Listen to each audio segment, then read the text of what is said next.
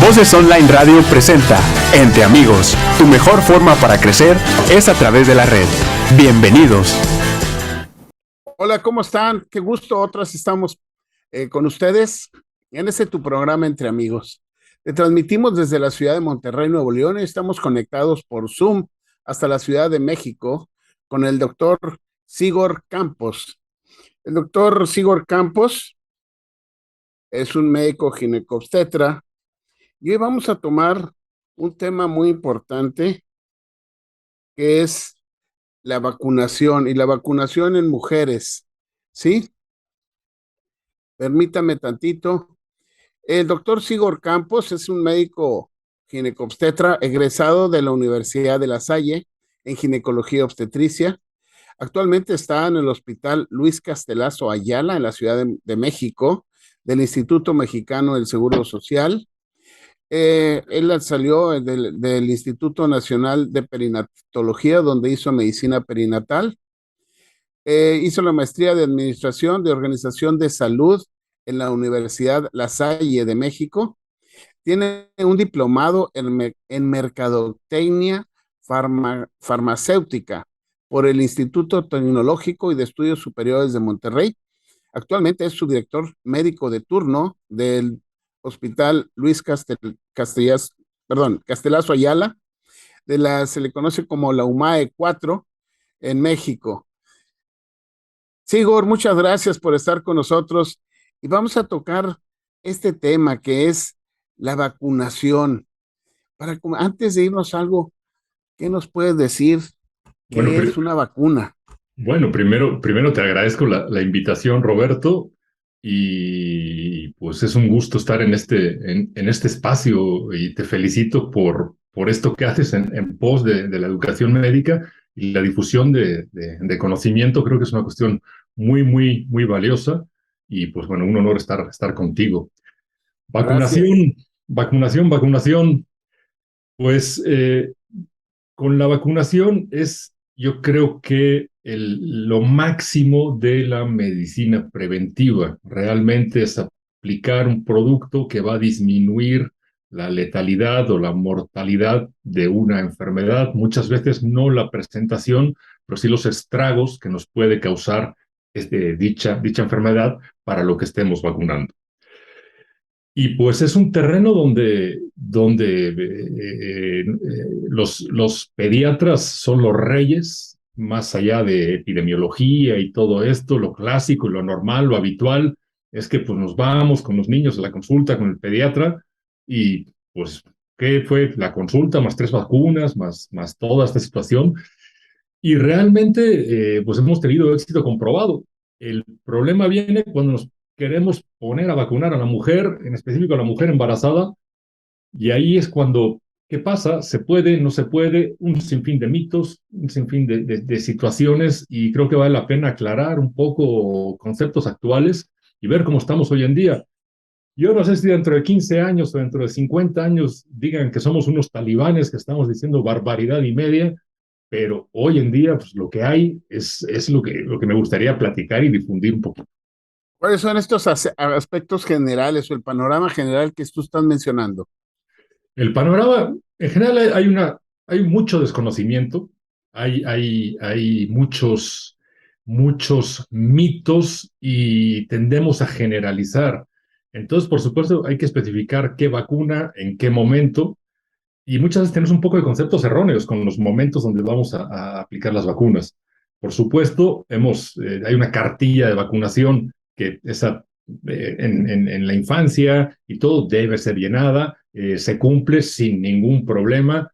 No tenemos tantos antivacunas aquí en México como en otras partes del mundo. Digo, lo de que los hay, pero no es una cuestión tan influyente en el resto como que todos sabemos que un niño de 2, 4, 6 meses pues va a tener que recibir ciertas vacunas y de ahí para adelante.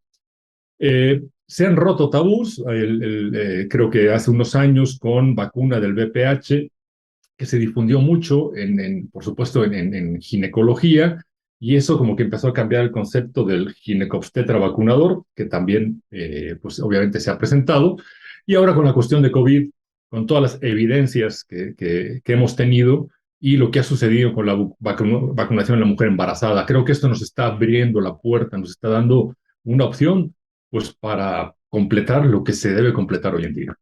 Fíjate, dentro del panorama que tú mencionas, México tiene y muchos países tienen cartillas de vacunación.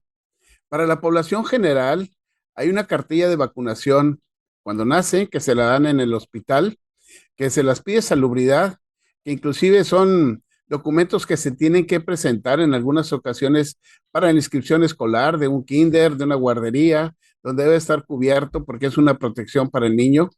Hay una cartilla de vacunación para la mujer y una cartilla de vacunación que va de 20 a 50 años de edad. Y posteriormente hay otra cartilla de vacunación arriba de 50 años de edad. O sea, estamos toda la vida en contacto con vacunas. Y hablando de vacunas, sabemos la niñez, en la adolescencia, ¿cómo ves tú el panorama de las vacunas de la adolescencia y en la mujer? Pues lo que sucede aquí es que ya en un principio, obviamente, la paciente no tiene capacidad de decisión. Por supuesto, es llevada por sus padres habitualmente al médico, al centro de salud, y ahí recibe la vacuna. En la adolescencia ya empezamos con una cierta capacidad de decisión y hay que convencer muchas veces tanto a madre, padre, como a la paciente. Y específicamente lo que nos hemos encontrado, y bueno, es un tema que ya has tratado en otros espacios, es acerca de la vacunación del VPH. Esto es lo que fue toda una verdadera revolución. Hoy en día, ¿cuál es el consenso? Vacúnense antes de iniciar actividad sexual. Y ahí vendrá el problema, un problema social. Pues si yo tengo una hija, yo quiero suponer que iniciará actividad sexual a los 45 años. No, no, no, no, señor, no, señora. Se está recomendando vacunar 9, 10, 11 años. ¿Por qué? Porque es una cuestión preventiva y es antes. Ya veremos la situación del número de vacunas, qué vacuna, hay dos opciones, una o la otra, dos dosis, una dosis, tres, hay que ponerla. Finalmente es algo recomendado y algo que ha disminuido la incidencia de cáncer uterino en general. ¿Y cuándo se van a presentar esas situaciones? Pues 20 años después aproximadamente, 20, 25 años. Es decir, es una prevención para disminuir el número de casos por ahí de los 35, 45 años. Entonces, eso es algo que está claro y quizá habrá discusiones acerca de en qué momento iniciar antes de. Por eso son números un poquito tan tajantes, 9, 10 años aproximadamente. Empezaron los franceses a bajar la edad de vacunación. ¿Y cuántas dosis?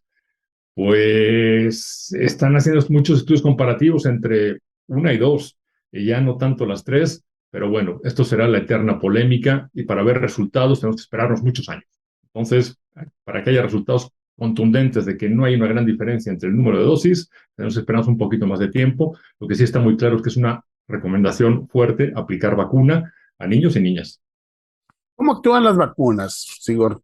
¿Cuál es el mecanismo de acción de una vacuna? Aquí ya dependerá de cómo están hechas las vacunas. Realmente puede ser virus atenuados, pueden ser partes virales, pueden ser virus sin capacidad infectocontagiosa.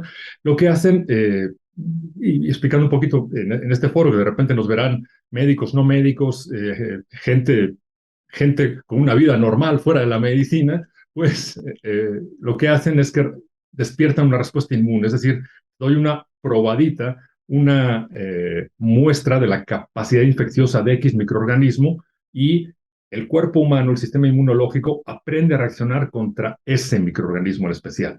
De tal manera que si me llega la infección por ese microorganismo, ya sabré cómo reaccionar y ya estaré preparado para actuar en contra del microorganismo patógeno en cuestión. Fíjate, entonces se desencadena una respuesta inmunológica por nuestro cuerpo. Correcto. Hay recomendaciones, como tú mencionabas, de la vacuna del VPH, la que le quieran poner. Normalmente, antes de que tenga vida sexual, se recomienda tener la aplicación de las dos dosis, tanto en hombres como en mujeres, Sí. para hacer la protección. Y luego, si ya es otra etapa de la vida, pues se recomienda tener la dosis de 3 vacunas para completar un esquema completo y que se lleve a cabo esto, la máxima protección contra las lesiones que pudieran ocasionar, si es que se descuida, pues una lesión maligna, como es un cáncer de cuello de la matriz, un cáncer de pene, un cáncer de garganta, un cáncer de cuello, todas estas entidades que han estado eh, manifestándose y que se han documentado científicamente para ver qué son estos cambios, ¿verdad? Sí, y por supuesto, tener en cuenta que cualquier vacuna no elimina la posibilidad de adquirir la enfermedad, sino que atenúa o disminuye los efectos de dicha enfermedad. Es decir, yo me aplique la vacuna no quiere decir que ya me libré, jamás me va a dar. Si me da, tendrá menos efectos, menos estragos sobre mí que si no estuviera vacunado.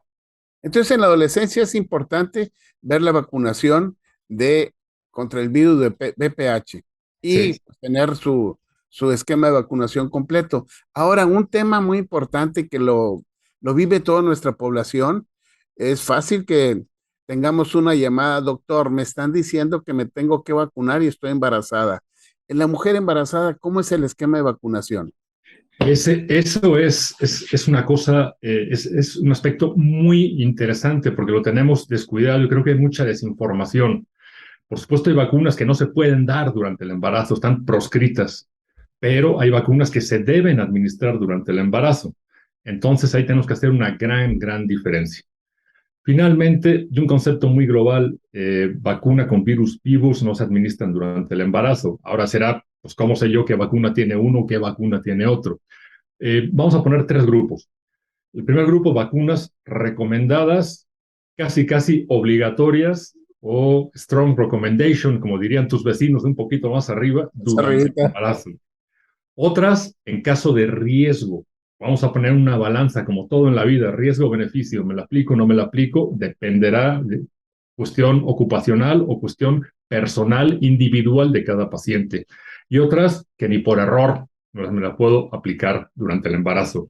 No sabemos qué va a suceder, no sabemos si va a haber algún tipo de efecto. Y aquí tenemos dos periodos importantes. En un mundo ideal, Roberto, que nos llegue una paciente y nos diga, doctor, doctora, me quiero embarazar, más o menos, estamos en octubre del 22, me quiero embarazar por ahí de febrero del 23.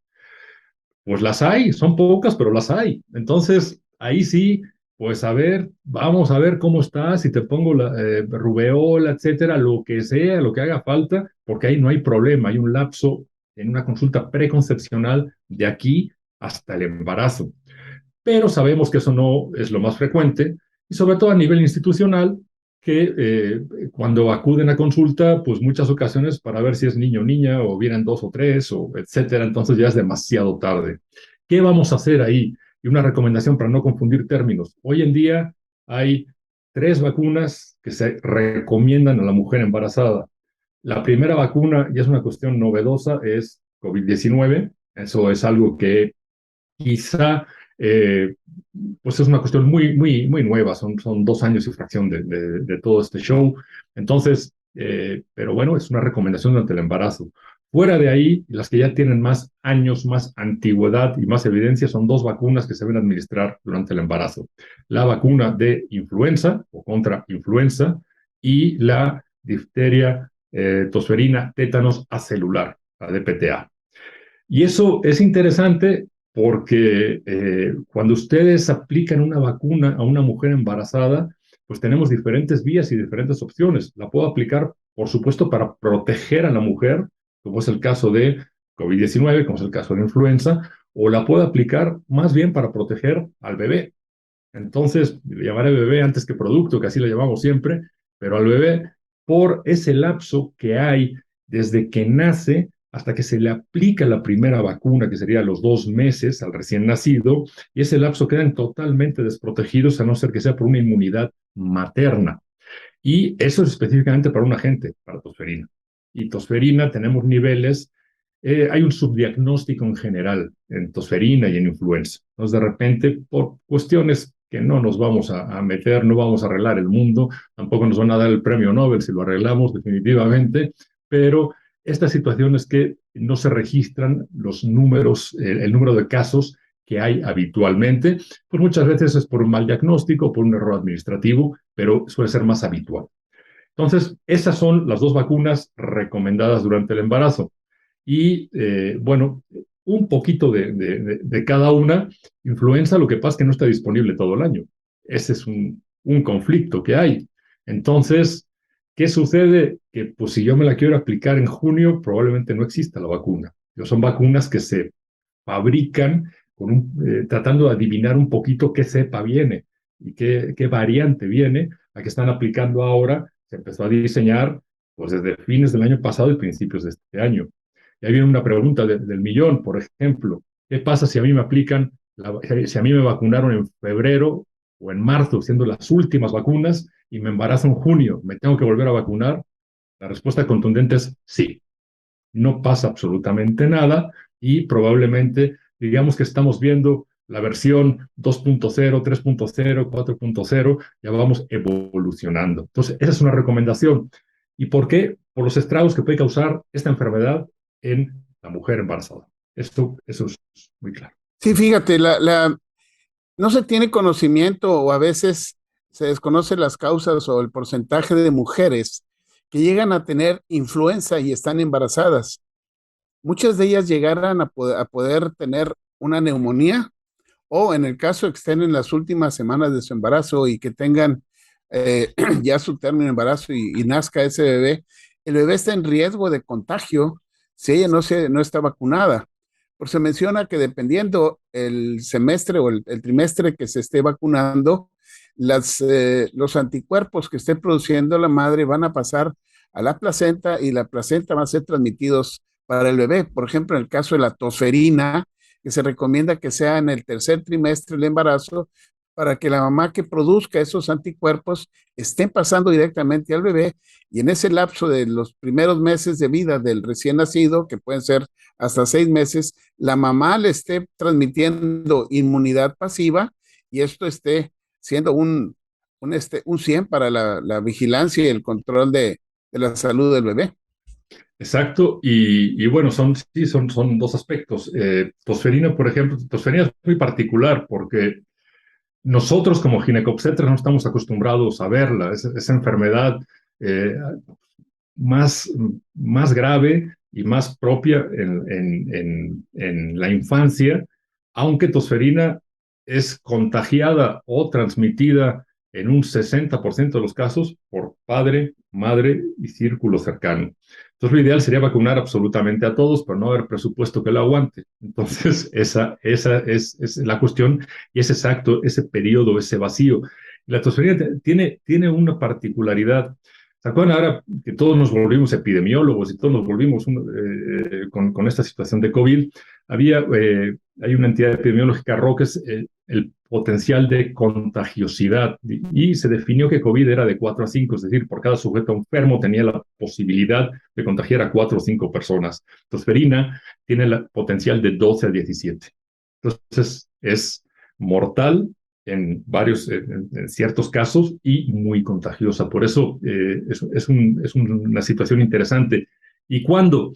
Pues lo ideal es que alcance, como bien decía Roberto, a generar esa inmunidad pasiva. Entonces, la recomendación tiene que ser, no nos ponemos de acuerdo, entre semana 27 y 32 de embarazo. Hay diferentes publicaciones, pero cada vez lo están acortando más, porque tenemos una tasa brutal de prematurez. Entonces, vamos a dejar descubiertos a todos estos prematuros. Creo que hoy en día la tendencia es recomendar la semana 27, es decir, sobre los 6 meses de embarazo en términos no obstétricos, pero se está empezando a hacer estudios comparativos para iniciar vacunación por ahí de los 5 meses, 20, 22 semanas de embarazo. Entonces, ya se está buscando hacerlo un poquito antes. Eso es claro. Y de influenza, pues cuando haya. Realmente estoy embarazada y tengo esto, ahí póngase la vacuna. Esa es la recomendación. Y de ahí aprendimos mucho. ¿Te acuerdas de 2009 cuando fue H1N1 y toda esta situación? Y era una cosa dramática, por supuesto se murieron pacientes. Y fue muy triste porque el tratamiento era relativamente sencillo antes de llegar a una fase donde había mucho daño pulmonar. Un tratamiento vía oral con un antiviral dado de cierta manera que tuvo una buena respuesta. Pero pacientes, en un principio, sobre todo, que no sabíamos esta situación, llegaron a un deterioro y y muerte, ¿no? Es una cosa dramática. Entonces, creo que sí vale la pena tener esa medicina preventiva bien instalada. Fíjate, esto que mencionas tú de esas épocas, más o menos para que la gente conozca, eh, la CDC empieza a monitorizar a nivel mundial las cepas de los virus que empiezan a aparecer y con esto se empieza a prevenir y como tú mencionabas hace rato, empiezan de todo lo que se monitorizó, empiezan a hacer ahí el esquema de vacunación para la siguiente temporada porque fue lo que más se presentó los últimos meses. Entonces, esa es la forma de vacunarse. Y la gente dice, es que yo ya me vacuné la vez pasada. Sí, pero hay cepas nuevas a nivel mundial que se están localizando y que estas pueden contagiarnos. Por eso es la revacunación que se tiene que hacer año tras año sobre la influenza y en otros casos, pues ver los esquemas que pueden ser cada 4 o 5 años o en el caso de la embarazada, de preferencia en cada embarazo, procurar tener todo su esquema de vacunación. Creo que tú me acompañarías en este comentario. Sí, realmente, y es una cuestión de que, a ver, paciente que tuvo un embarazo hace 3 años y hace 3 años le aplicaron DPTA. Bueno, es que me tengo que volver a aplicar, sí, así sea hace 3 años o sea haya sido el año pasado el embarazo. Eso es por embarazo, ya no por edad o por un lapso de tiempo. Y con influenza va a cambiar año con año. Es como si agarran el nuevo teléfono, ya no se vayan por el 13, váyanse por el 14, váyanse por el 15, pues perfecto, aquí nos iremos por la versión 2022 y el año que viene nos tenemos que poner la 2023, porque efectivamente está diseñado para tratar de abarcar la cepa que viene el año que viene, valga la redundancia, aunque muchas veces no tengamos la certeza, pero pues obviamente los niveles de protección y la disminución en hospitalización y complicaciones es muy importante. Fíjate, yo te voy a hacer un comentario. La semana pasada estuvimos en un hospital, en una cirugía, y cuando voy saliendo, está una enfermera con una mesa, un listado, y le pregunto, oiga, ¿qué está vacunando? Influenza. Híjole, ¿es nada más para el personal del hospital o me puede vacunar? No, yo lo vacuno si gusta. Pues yo ya, gracias a Dios, ya estoy vacunado esta temporada contra la influenza. Entonces, la recomendación es ir y vacunarse, ¿no? Porque va a ser una ayuda muy, muy, muy buena para nuestra salud. Sí, de hecho, tardó un poquito en llegar la vacuna. Habitualmente debería haber estado para principios de septiembre. Vamos, sabemos que hoy en día se están produciendo vacunas y la cuestión económica también es un año económicamente complicado, 2022, pero bueno, ya está aquí. Y yo la semana pasada también, el miércoles empezaron a vacunar en el hospital y bueno, pues hay que poner ejemplo y afortunadamente no tuve ninguna reacción. Habrá quien le apliquen una vacuna y le crezcan las orejas. A mí no me pasó absolutamente nada, afortunadamente. Entonces, realmente creo que sobre todo nosotros como personal de salud que estamos en contacto con pacientes y bueno, me podrán decir, en un banco también está en contacto con gente, sí, pero la gente enferma no va al banco, va al hospital. Entonces, Sí. es algo que vale la pena subirse el nivel de protección por nosotros y los que están dentro de nuestro círculo familiar y de amistades, por supuesto. Y se manejan niveles de riesgo y nosotros somos personal de alto riesgo por estar en contacto siempre con áreas de contaminación, áreas de enfermedad, etcétera, todo eso. Y sí es recomendable que nos cuidemos. Y Sí. para los médicos que nos están escuchando, qué bueno que puedan escuchar que la mujer embarazada, cada embarazo tiene que vacunarse, que las apoyen, que les informen, que les digan que vayan, que es una protección para ella y para su bebé. Esto es importantísimo y tú que estás en una institución, que eres un cargo administrativo, sé que estás trabajando constantemente en esto para apoyar al personal y que nuestra población femenina esté cubierta. Sí, y realmente ya dependerá la organización de cada institución y de cada sistema de salud. Quizá todo esto recae en primer nivel de atención, que son unidades de medicina familiar, pero lo que ha tenido mucho éxito son estas brigadas de vacunación, por llamar de alguna manera, o cuando sales a un hospital, ya un hospital general de zona, en el caso del seguro, o un hospital de tercer nivel, de alta especialidad, más o menos se llamarán de distinta manera, pero todas las instituciones tienen una organización similar, Secretaría de Salud, Seguro Social, ISSSTE, etcétera. Entonces, eso vale mucho la pena porque difícilmente acudiremos a una unidad primaria a vacunarnos, pues por gente, por N razones. Cuando nos traen la vacuna, pues no tenemos excusa, creo que es la cosa más sencilla. Quizá habría que mejorar registros en toda esta situación, tener una buena base de datos, porque tenemos una gran ventaja y desventaja en México, 130, 140 millones de personas. Si tuviéramos todos esos datos actualizados, pues nos podría dar información muy valiosa. Pero sí recomiendo encarecidamente estas dos vacunas en la mujer embarazada. Y bueno, COVID-19 lo tenemos que poner en otro bote. COVID-19, si me gustaría hacer un comentario al respecto por todas las dudas que hay. Es una vacuna más joven, es una vacuna que se realizó de una manera más rápida, no tiene tanta antigüedad como las dos que mencionamos previamente, que están entre los 60 y 80 años aproximadamente. Entonces, ¿qué nos da esa experiencia? Ya sabemos lo que ha sucedido cuando se ha aplicado. Aquí, yo lo que puedo ver, no podemos adivinar el futuro, no sabemos si vamos a tener algún efecto secundario en 10 años, como les decía en un principio, pero lo que yo vi es simplemente práctico en el hospital, un hospital con aproximadamente 15,000 nacimientos al año, aproximadamente. Entonces, ustedes calculen el número de consultas que van acudiendo. En la última ola, que fue por ahí de julio, más o menos, junio, julio, principios de agosto, casi no tuvimos ingresos. Es decir, sí casos positivos, sí llegaban las pacientes positivas, muchas ya vacunadas, pero no desarrollaban enfermedad grave. Eso, pues, es un beneficio para todos nosotros y para la paciente.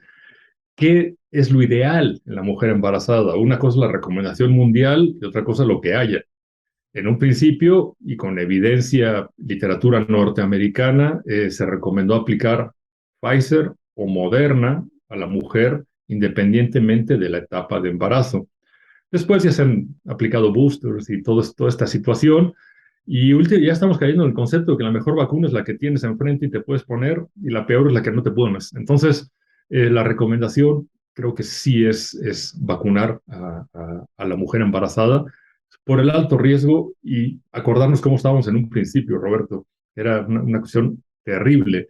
Ya más allá del daño o los estragos que pudiera causar la enfermedad a cualquiera, hombre, mujer, factores de riesgo, eso de no tener disponibilidad de un ventilador, de lugar en una terapia, etcétera, era una cosa muy triste que no había, en un momento que en Ciudad de México no había dónde, simplemente hospital público, hospital privado, vamos, o sea, daba lo mismo, había en X hospital muy reconocido privado de una zona, debe ser tipo Garza García, o en un hospital en la montaña del Ajusco, vamos, o sea, no había lugares. Creo que la recomendación es continuar este tipo de vacunación, y hoy en día no hay una evidencia contundente que demuestre que hay más daño ni en el embarazo ni en el bebé. Es decir, números más, números menos, pero hoy por hoy, lo publicado no es que haya mayor cantidad de pérdidas del embarazo, ni complicaciones del embarazo. Es riesgo-beneficio. Así es. Y fíjate, hemos estado hablando sobre la etapa reproductiva de la mujer, pero esta etapa reproductiva empieza a terminar. Hay una etapa de transición muy documentada y luego se llega a la menopausia. En esta etapa de transición y de menopausia, ¿qué se habla de vacunas para la mujer? Pues continuar no es una época donde digas, bueno, ya llegué a la menopausia, tengo otro tipo de problemas, ya no me voy a vacunar. No, también hay ciertas recomendaciones. Influenza va a ser para toda la vida, realmente, es una cuestión estacional, independientemente de la edad del paciente. Con virus del papiloma no sabemos realmente si iniciarla, no iniciarla, ver el antecedente o la duración que tiene esa inmunidad. Como bien decías, dependerá de las que se hayan aplicado y ese tiempo de protección. Habrá que individualizar un poquito cada caso. Y bueno, estar pendiente de otro tipo de vacunación un poquito más, no emergentes, sino cuestiones que vayan variando como tipo de cepas. Hay un montón de vacunas, un montón de vacunas, por ejemplo, de neumococo, hepatitis, etcétera, que ya esas deberíamos tener el esquema completo si no se hizo en algún momento. Realmente eso ya es individualizar cada caso. Pero llegar a la menopausia no significa dejarse de vacunar. Y ahí hay un punto importante, empiezan a aumentar otro tipo de factores de riesgo. Es decir, son pacientes con ya un diagnóstico habitualmente de hipertensión, obesidad, pierdes el efecto protector estrogénico por alguna manera, entonces ya entras a equiparar riesgos y sí, estar justo dentro de la población general. Sí, porque ya se tiene otro esquema, como tú mencionabas, el neumococo, hay que otra vez vacunar contra el tétanos, Ujú. continuamente contra la influenza, y se ha visto que en las personas arriba de 50 años hay un riesgo de que aparezca el herpes zóster, y ya hay una vacuna contra el herpes zóster para evitar estas posibles lesiones que llegan a ocasionar unas secuelas importantes de dolor en las gentes que les da a nivel de la cara o oftálmico. Es un malestar importante que tienen que ser vistos por medicina del dolor, y en algunas ocasiones muy difícil el tratamiento para estas personas. Entonces está abierto el esquema de vacunación, y hay toda una cartilla de vacunación para la persona adulta. Es importante saberlo. Sí, y completamente de acuerdo. Aparte son enfermedades con periodos de latencia, periodos que aparecen y desaparecen, por supuesto, en un pico y de difícil tratamiento, preguntando a los pacientes, por supuesto que se pondrían la vacuna. Cuando estén en una fase de remisión, pues se van a olvidar. Pero sí, sí, sí, son opciones a considerar y son productos que se han ido perfeccionando también. Entonces, es algo que son avances científicos. Entonces, pensar en ese universo más allá de lo clásico que puede beneficiar a nuestros pacientes. Qué bien, qué bueno. Y pues, Sigor, ¿qué mensaje le darías a todos los escuchas que están con nosotros, ya para dejarles una forma muy clara de ver qué es la vacunación? Miren, Google es muy divertido, pero para consejos médicos no se lo recomiendo. De repente hay muchas talibanadas que nos pueden aparecer ahí. Creo que lo que recomendaría es que se asesoren y que si tengan duda, consulten con personal de salud experto. Hay que romper esos mitos. Ya dependerá de una decisión personal de si estoy a favor o en contra. Hay que respetar realmente a todo el mundo, pero hoy en día la medicina está girando hacia un tratamiento individual. Es decir, podremos dar recomendaciones y sabemos que son dosis, son productos para atacar cierta infección, etcétera, o en este caso para prevenir, como son las vacunas, pero tenemos que ver a cada paciente de manera individual, como un traje a la medida para cada uno que nos sume y nos dé una mejor calidad de vida. Creo que vale la pena asesorarse con quien sabe, preguntarle a su médico de confianza, a su personal de salud, y un punto importante, el embarazo no limita la vacunación con estas tres que tenemos hoy en día. Más allá hay otras opciones y el resto de vacunas deben ser consideradas en el momento adecuado. Pero vale la pena asesorarse por alguien que les dé una buena recomendación y aprovechar cuando hay vacunas, porque no es algo que pueda conseguir en muchas ocasiones. Hoy se me ocurre y resulta que no hay. Entonces, vale la pena aprovechar esos momentos de oportunidad. Eso último que dijiste es muy importante. Hay oportunidad y tengo conocimiento y sé que lo están aplicando y es una protección para mí. Pues voy, me formo en la fila y me vacuno y estoy protegido. Como hicimos curiosamente, sin ponernos de acuerdo, tú y yo la semana pasada. Sí, así es. Fuimos víctimas de la salud. la protección, fuimos víctimas de la protección y estamos ya en este momento algo protegidos y formando anticuerpos para esta nueva temporada de invernal que se viene y estar dando servicio médico a todos nuestros pacientes. Muy bien.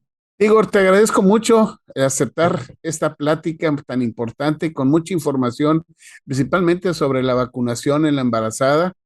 Te agradezco todos estos comentarios que das y que le haya servido a la gente. Pues muchísimas gracias por la invitación, Roberto, un placer y te felicito por este espacio tecnológico que tienes y, claro, una difusión importante y por todo el esfuerzo que haces por temas de interés para todo el mundo. Te mando un fuerte abrazo y ya nos veremos próximamente, Roberto. Muchísimas gracias por la invitación, un placer. Gracias a ti, gracias por las palabras que me das de ánimo y pues claro, nos vamos a ver, yo creo que pronto en estos días ahí en nuestra reunión de especialidad en la ciudad de Guadalajara. Espero darte un abrazo ahí también. Y a todos ustedes que nos han estado viendo, que nos han estado escuchando, les agradezco y les informo que estamos en YouTube y me gustaría que si te gusta este programa, le des un like en me gusta y que te suscribas para que te estén llegando todas las semanas todos nuestros programas que son para ti con información muy, muy buena y muy profesional de un ámbito médico especializado. Gracias a todos ustedes y este es el programa Entre Amigos. Doctor Sigor Campos, gusto en saludarte. Roberto Córdoba, un amigo de ustedes. Nos despedimos. Esto es Entre Amigos. Hasta pronto. Voces Online Radio presentó Entre Amigos. Tu mejor forma para crecer es a través de la red. Escúchanos en la próxima emisión.